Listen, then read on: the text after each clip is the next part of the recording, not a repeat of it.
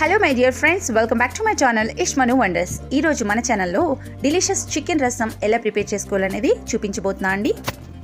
ఈ వింటర్ సీజన్లో మనం ఈ చికెన్ రసాన్ని మంచి స్పైసీగా ప్రిపేర్ చేసుకుని సర్వ్ చేసుకుంటే చాలా టేస్టీగా ఉంటుంది. ప్లస్ మనకి ఏదైనా కోల్డ్ అట్లా ఉంటే కూడా వెంటనే తగ్గిపోతుంది. ముందుగా స్టవ్ వెలిగించి ప్యాన్ పెట్టుకుని అందులో ఆయిల్ని యాడ్ చేసి చిల్లీస్, ఆనియన్స్ అండ్ సాల్ట్ కూడా యాడ్ చేసి మంచిగా ఫ్రై చేసుకోవాలండి. ఉల్లిపాయ ముక్కలు మంచిగా గోల్డెన్ బ్రౌన్ కలర్ వచ్చేంత వరకు ఫ్రై చేసుకుని అందులో ఒక 3 పెద్ద సైజు టమాటాలని ముక్కలుగా కట్ చేసి యాడ్ చేసుకోవాలండి. అందులో కొద్దిగా సాల్ట్ని కూడా యాడ్ చేసి కుక్ చేసుకోవాలి.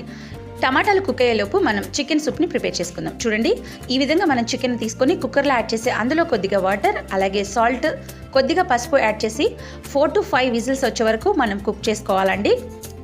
చూడండి, ఇక్కడ చూపిస్తున్న విధంగా మనకి చికెన్ సూప్ రెడీ అయిపోయిందండి. ఇప్పుడు దీన్ని పక్కన పెట్టేసుకుందాం. టమాటాలు మంచిగా కుక్ అయిపోయినాయి. ఇప్పుడు ఇందులో చింతపండు రసాన్ని యాడ్ చేసుకోవాలండి. చింతపండు రసం యాడ్ చేసుకున్న తర్వాత ముందుగా ప్రిపేర్ చేసి పెట్టుకున్న చికెన్ సూప్ని ఇందులో యాడ్ చేసుకోవాలండి. చూడండి, నేనైతే చికెన్ పీసెస్ని కూడా యాడ్ చేశాను. మీరు కావాలంటే ఓన్లీ సూప్ని మాత్రమే యాడ్ చేసుకోవచ్చు. ఇప్పుడు మసాలా పేస్ట్ని ప్రిపేర్ చేసుకుందాం. ఇందులో మిరియాలు, వెల్లుల్లి, ఎండుమిర్చి, కందిపప్పుని ఈ విధంగా పేస్ట్ చేసుకుని మనం మరుగుతున్న చికెన్ రసంలో యాడ్ చేసుకోవాలండి. ఒక 10 minutes పాటు రసాన్ని బాగా మరిగించాలి. అప్పుడు స్పైసెస్ అన్నీ కూడా రసంలో యాడ్ అయ్యి చాలా టేస్టీగా ఉంటుంది రసం అనేది. ఇప్పుడు పోపుని ప్రిపేర్ చేసుకోవడం కోసం 2 టేబుల్ స్పూన్ల వరకు గీని యాడ్ చేసి అందులో ఎండుమిర్చి, ఆవాలు, కరివేపాకు, జీలకర్రని యాడ్ చేసుకుని మనం పోపుని ముందుగా ప్రిపేర్ చేసుకున్న రసంలో యాడ్ చేసుకోవాలండి.